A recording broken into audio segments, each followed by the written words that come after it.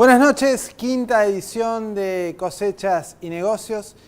En el día de ayer se cumplió un año desde que la presidenta Cristina Fernández de Kirchner envió un proyecto al Congreso para la expropiación de YPF. El Estado Nacional pasó a tomar control, el 51% de las acciones, de la principal compañía del país, por supuesto la principal productora y fuente de energía y abastecimiento del país. A un año de ese suceso han quedado muchas consecuencias. Es un buen momento para hacer un análisis sobre cómo ha afectado a la economía y cómo afectó en el campo, porque el abastecimiento de gasoil es un insumo crítico para el campo, ¿no es cierto, Cristian? Buenas noches. Sí, Martín, ¿cómo estás? Exacto, sí. Y bueno, coincide ahora con una decisión bastante polémica que tomó la semana pasada el secretario de Comercio Interior, Guillermo Moreno, de fijar precios máximos al combustible. El temor de muchos productores agropecuarios, ahora que están en plena cosecha, una campaña bastante compleja, muy dura, porque una campaña agrícola, ¿no? Ahora se está cosechando la soja y el maíz, porque empezó con inundación, después sequía, después zonas con daños muy específicos de heladas, otras zonas del país como el NOA que está sufriendo una sequía muy dura. Decía que el temor de los productores es que ocurra algo que en otros momentos de la historia argentina pasó, que falte gasoil, que no alcance el gasoil o que obviamente cueste más caro, que ya se está viendo. Una de las advertencias que están haciendo muchos especialistas es que el gasoil aumentó. Hay un cálculo que hizo el productor y ex vicepresidente de CRAN, Néstor Roulet, que el gasoil en los últimos 2 años aumentó el precio un 63%, mientras que el precio del novillo, de la soja, aumentó aproximadamente un 15, un 19%, con lo cual la productividad de la actividad agrícola se está resintiendo. Así que es clave conocer qué puede llegar a pasar con el combustible y qué puede llegar a pasar con el gasoil. Aunque ahora lo vamos a hablar con Alieto Guadani, ex secretario de Energía y una de las personas que más sabe de petróleo en Argentina, hay un balance de YPF que podemos hacer bastante rápidamente. La producción está estancada, aunque en caída. Ahora tuvo un accidente en una refinería, con lo cual la producción va a seguir cayendo. La necesidad de importar, por ejemplo, productos como el gasoil, está en crecimiento. El año pasado hubo que comprar menos gasoil porque la cosecha no fue claro. buena. Las inversiones que estaban prometidas por YPF para este año, para desarrollos de recursos no convencionales, son muy costosas y aparentemente no se ve o no se permite ver dónde van a estar los recursos para llevar adelante esas inversiones. Los precios, desde que el Estado tomó control de la compañía, subieron el 24%, con lo cual, acompañado al ritmo de la inflación real, no fueron al ritmo de los precios del INDEC. En los últimos días, con el congelamiento, el supuesto congelamiento, lo único que provocó fue una estampida de precios. Subieron los precios YPF, Shell, ESO, Oil, creo que lo está por hacer Petrobras también. Con lo cual, el panorama del sector energético parece un poco desequilibrado. La dependencia extranjera es cada vez mayor. Las importaciones que el año pasado fueron de menos de 10.000 millones de dólares, este año van a ser de 12.000, 13.000, 14.000, 15.000, no se sabe. Está en función de cómo le vaya la cosecha y qué pueda pasar con la planta de YPF.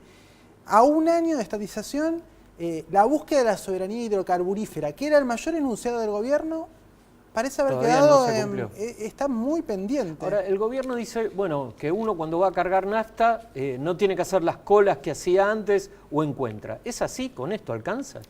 Es cierto que vos ahora vas a una estación de servicio, que antes había más faltantes de los que hay ahora, pero también el año pasado hubo menos faltantes porque la economía no creció, o creció mucho menos. Entonces hubo menos necesidad también de tener combustible.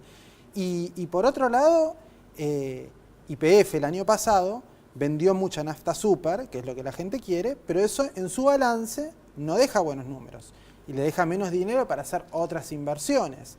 Se priorizó en algún punto un abastecimiento para los sectores que necesitaban nafta super, pero eso trae algunas consecuencias en los números. De esto igual vamos a hablar con Guadani, del impacto de YPF en la economía, de cómo le está yendo, de cómo viene marchando esta expropiación rarísima porque en Venezuela Chávez expropia empresas y las paga.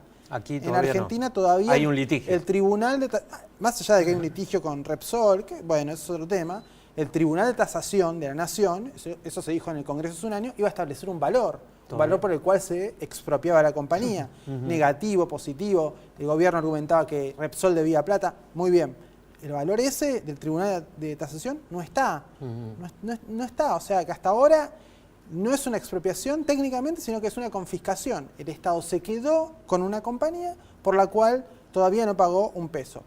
Puede tener argumentos para no hacerlo, pero los tiene que exhibir o mostrar. Claro. Bueno, entonces Martín, si te parece, después del corte, vamos con Alieto Guadañi. Seguimos en Cosechas y Negocios, hoy con Alieto Guadañi. Alieto, buenas noches, gracias por estar con nosotros. Alieto, comentábamos que uno de los problemas de esta política energética hoy puede llegar a ser el gasoil, que este año se puede importar más gasoil. ¿Es cierto? ¿Puede ocurrir esto? Sí, desde ya, porque la Argentina es un país único en el mundo, es el país del mundo que consume más gasoil en relación al consumo de nafta. En general, el consumo de nafta y gasoil en casi todo el mundo, en promedio, es parejo, 1 litro por 1 litro. En Argentina, por cada litro de nafta se consume más de 2 litros de gasoil. Esto tiene una larga explicación. El gran problema es que la Argentina no ha construido ninguna refinería importante. Todavía dependemos de la refinería de La Plata, Luján de Cuyo, Campana y Dock Sud. ¿Y cuáles son los números? Nosotros en el año 2003, cuando comienza la gestión, la nueva gestión, producíamos 12 millones de metros cúbicos de gasoil. Consumíamos 10 y exportábamos 2. Ahora, gracias a Dios, el país creció, consumimos 15, pero seguimos produciendo 12. Por lo tal hay que importar 3. Entonces pasamos de exportar 2 millones de metros cúbicos de gasoil a importar 3. Se nos dio vuelta a 5 millones. Esto hace que sea muy difícil congelar el precio del gasoil porque cada vez hay más importaciones de gasoil que siguen el ritmo del dólar, el precio internacional del gasoil, más el dólar, más la devaluación del dólar. ¿Qué es lo que está atrás de esto? Que no se cumplió un anuncio del gobierno. El gobierno hizo un anuncio muy importante el 29 de diciembre del 2006. El ministro de Vido y el secretario de Comercio, Moreno, el 29 de diciembre del 2006, dijeron que se iba a hacer una gran refinería de 2.200 millones de dólares de inversión en la ciudad de Comodoro Rivadavia. Incluso ya se había dicho de ponerle nombre. ¿Cuál era? General Mosconi 2. Ajá. Bueno, esa refinería no se hizo nunca, formaba parte del relato. Y ese es el problema que tenemos. El sector energético no se arregla con relatos, necesita realidades. Ahora, ¿por qué es increíble, o por lo menos a mí me resulta muy llamativo un aspecto? Desde 2003 hasta 2013, bueno, se habla de una década de crecimiento económico ininterrumpido. Para mí no es tan así, porque en 2009 y 2012 no hubo tanto crecimiento. Pero más allá de eso, hubo mayoría de años de mucho crecimiento. La mayoría de los sectores se desarrollaron. El único caso de involución es el del sector energético. Cae la producción de gas desde 2013 a esta parte, cae la producción de petróleo. Son dos productos muy necesarios. El gas es de consumo industrial aparte de consumo residencial. ¿Cómo se puede dar esta paradoja de que crecen todos los sectores y el energético, que es uno de los vitales, es el motor de casi todo el resto, esté tan desatendido? Bueno, usted tiene mucha razón en plantear la inquietud. En mayo se van a cumplir 10 años de gestión, son 120 meses. Durante esos 120 meses, todos los meses, sin excepción, cayó la producción de petróleo. Y en los últimos 100 meses, todos los meses, sin excepción, hasta el día de hoy, sigue cayendo la producción de gas. Y esto tiene una explicación muy simple. ¿A usted por qué le cae la producción de petróleo y gas? Porque caen las reservas. ¿Por qué caen las reservas? Porque no se explora. ¿Por qué no se explora? ¿Porque el precio internacional cayó? No. Antes de que comenzara esta gestión, el petróleo valía 10, 12, 14 dólares el barril. Hoy está alrededor de 90, 95. Entonces la explicación no es económica, es institucional. Usted no ha tenido un clima de aliento y promoción de la inversión reproductiva en el sector. Y para peor, cuando se dieron contratos de exploración petrolera, se le dieron a capitalistas amigos que no invirtieron una moneda.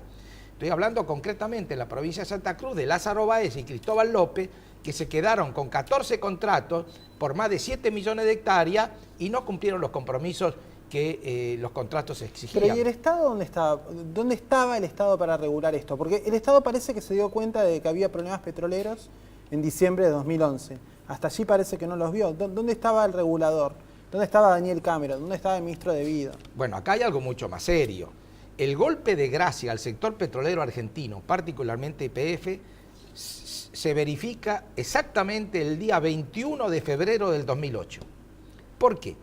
Porque el día 21 de febrero del 2008 se firma un contrato en Madrid entre Repsol y un grupo integrado por argentinos, pero que constituye una sociedad anónima en Australia, por la cual Repsol le pasa la cuarta parte de la compañía más grande de la Argentina a un grupo australiano que no pone un peso. Usted me puede decir que este es un contrato entre partes, que el Estado argentino no tiene nada que ver. Sí, tuvo mucho que ver. Lo tenía que aprobar el Estado argentino. Hay una cláusula resolutoria, la 5.1, que dice, textual, este contrato es válido únicamente si se aprueba por escrito antes de 12 meses por la Secretaría de Comercio Interior y la Comisión Nacional de Defensa de la Competencia. ¿Por qué era un contrato que era la muerte de YPF? Porque establecía que por lo menos había que repartir más del 90% de las ganancias. Entonces, del 2008 al 2011 repartieron 142% de las ganancias. Se repartieron las ganancias más las reservas acumuladas. ¿Qué pasó en el interín? En estos 4 años, la reserva de gas y la producción de gas de YPF cae en 40%. YPF no es más una empresa líder. YPF produce del petróleo argentino la tercera parte y del gas YPF produce la cuarta parte. Pensar que la recuperación argentina viene de la mano de YPF es pensar que es la YPF de la década del 70 o del 80. Pero el viceministro Kicillof, cuando fue al Senado a defender el proyecto, dijo, bueno, YPF tiene el 40% de producción. ¿Por qué no está en manos del Estado? Si hubiera estado en manos del Estado, probablemente tuviera el 60% de producción. Bueno, ahora YPF está en manos del Estado, el 51% de la compañía es del Estado Nacional y de las provincias, y sin embargo, la participación de YPF en la producción no se modificó y la producción de YPF está en caída. Bueno, no solamente cae la producción de YPF, también de todo el sector. Hay algo más grave. Todo el año hemos estado hablando con optimismo de las reservas, confundiendo recursos con reservas de vaca muerta. Bueno, ¿qué nos dice el balance de YPF del año 2012? Las reservas de gas de YPF durante el 2012, a pesar de todo lo que se habló de inversiones, cayeron 7,5%. Y la inversión en exploración de YPF, según el balance de YPF, cayó un 18%. No hay ninguna recuperación. ¿Y entonces para qué fue la intervención del Estado? ¿O qué se ganó con la intervención del Estado? No sé, la verdad que no sé. Pero la solución no viene de la mano de YPF, la solución viene de toda la política energética que debe primero asumir la realidad. El señor ministro se tiene que dar cuenta que le cae la producción, porque nunca observó que le cae la producción. Tiene que reconocer que le cae la producción y contestar la pregunta, ¿cómo recuperamos la soberanía energética? Claramente el único camino que es la inversión. El Estado argentino no tiene suficientes recursos para la inversión, porque tiene otras prioridades, la educación, la salud, la defensa hídrica de las inundaciones. Entonces se requiere movilizar capital privado, genuino, dispuesto a asumir riesgo, por ejemplo el modelo brasileño. Pero esto implica cambiar de modelo, ir a un modelo de un capitalismo competitivo, honesto, transparente, y no al capitalismo de amigos. Y Alito, ¿eso significa que, por ejemplo, los precios de los combustibles tendrían que ser sincerados o porque están deprimidos para proteger el mercado interno? ¿Ese es el problema? Los precios los costos alguien lo paga. Si no lo paga el que lo consume, lo paga el que no lo consume. O sea, lo que estoy queriendo decir, si los costos de la energía, de la mayor energía importada, no lo paga el consumidor, lo va a terminar pagando toda la sociedad a través de la inflación. Además, debo decirle que hay estudios muy buenos que demuestran que los subsidios a la energía, tal cual están diseñados, son absolutamente regresivos. Usted y yo, y usted también, recibimos subsidios 8 veces superiores a la de una persona humilde. El subsidio del transporte, tal cual está armado, que le falta selectividad, no está orientado con criterio social, no está focalizado, absolutamente indiscriminado, beneficia a los más ricos. Hay un estudio muy, muy bueno que así lo demuestra, la proporción es 8:1. Pero eso está hablando de una política de distribución del ingreso un tanto boba, por ser generoso. Y desde ya. Porque si se le está dando a los sectores de mayor poder adquisitivo beneficios en el consumo de la luz, del gas, del transporte, en desmedro de los sectores que tienen menos. Bueno, pero cuando usted opta en un país que no hace obras hídricas, porque no tiene recursos, opta ¿Sabe cuál es la relación entre el déficit de Aerolíneas Argentinas y las inversiones en obras hídricas? 10-1. En el presupuesto del 2012, en obras hídricas, hay 400 millones de pesos y en el déficit de aerolínea hay 4.000, 10-1. Ahora, cuando usted va al déficit de aerolínea, el déficit de aerolínea no es porque los pobres viajen a Tucumán ni a Tierra del Fuego, sino tiene 3 explicaciones el déficit de aerolínea: Roma, Madrid y Miami. Que dijeron que lo iban a suprimir en un momento. Dijeron que iban a suprimir los viajes al extranjero. No lo hicieron. Es el 80% del déficit. Entonces hemos creado una empresa estatal para que usted y yo viajemos, Claro, y barato. vayamos a Miami, Roma y Madrid. Y además afecta el balance comercial. Afecta al balance comercial y De le dólar. quita recursos a obras que son impostergables, que son las obras de carácter hídrico. Usted no puede gastar en aerolínea 10 veces más que en el Arroyo del Gato. Claro. Guadagni, le propongo algo. Hacemos ahora una pausa y seguimos hablando de YPF, del sector energético y de también cómo incide esto en el agro. De acuerdo.